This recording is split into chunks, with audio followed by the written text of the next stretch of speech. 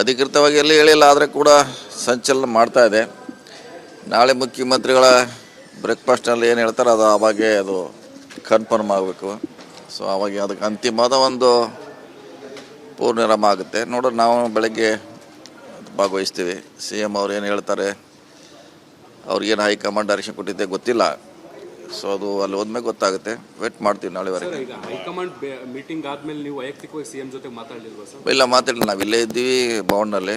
ಅವ್ರು ನೇರವಾಗಿ ಏರ್ಪೋರ್ಟ್ಗೆ ಹೋದ್ರು, ಅಲ್ಲಿಂದ ಬೆಂಗಳೂರಿಗೆ ಹೋಗಿದ್ದಾರೆ. ಸೊ ಇವತ್ತು ಅಥವಾ ನಾಳೆ ಬೆಳಗ್ಗೆ ನಾನು ಅಟೆಂಡ್ ಮಾಡ್ತೀನಿ. ವಾಡಿಕೆ ಅಂದರೆ ಸರ್, ಬ್ರೇಕ್ಫಾಸ್ಟ್ ಮೀಟಿಂಗ್ ಎಲ್ಲ ಸಂಪುಟ ಸಚಿವರನ್ನ ಕರೆದು ಅಧಿಕೃತವಾಗಿ ಅವ್ರಿಗೆ ಹೇಳಿ ಅದಾದ ನಂತರ ಲೋಕಭವನಕ್ಕೆ ಹೋಗ್ತಾರೆ. ಇದು ಕೂಡ ಅದೇ ರೀತಿ ಕಾಣಿಸ್ತಾ ಇದೆ. ಅಲ್ಲ, ಈಗ ಮೇಲ್ನೋಟಕ್ಕೆಲ್ಲ ಕಾಣ್ತಾ ಇದೆ, ಈಗಾಗಲೇ ಎಲ್ಲ ಆಗಿದೆ. ಅಧಿಕೃತವಾಗಿ ಎಲ್ಲೂ ಬಂದಿಲ್ಲ. ಅಧಿಕೃತವಾಗಿ ಬರೋವರೆಗೆ ನಾವು ಏನು ಹೇಳೋಕ್ಕಾಗೋಲ್ಲ. ಅದು ಬಂದಮೇಲೆ ನಮ್ಮ ಅಭಿಪ್ರಾಯಗಳನ್ನು ಹಂಚಿಕೊಳ್ತೀವಿ.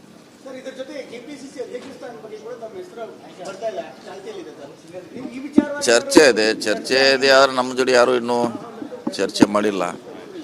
ಸೊ ಚರ್ಚೆ ಮಾಡಿದಾಗ ನಮ್ಮ ಅನಿಸಿಕೆಗಳನ್ನು, ಅಭಿಪ್ರಾಯಗಳನ್ನು, ನಮ್ಮ ಕಂಫರ್ಟೇಬಲನ್ನು ಹೇಳುವಂಥ ಪ್ರಯತ್ನ ಮಾಡ್ತೀವಿ ವರಿಷ್ಠರು.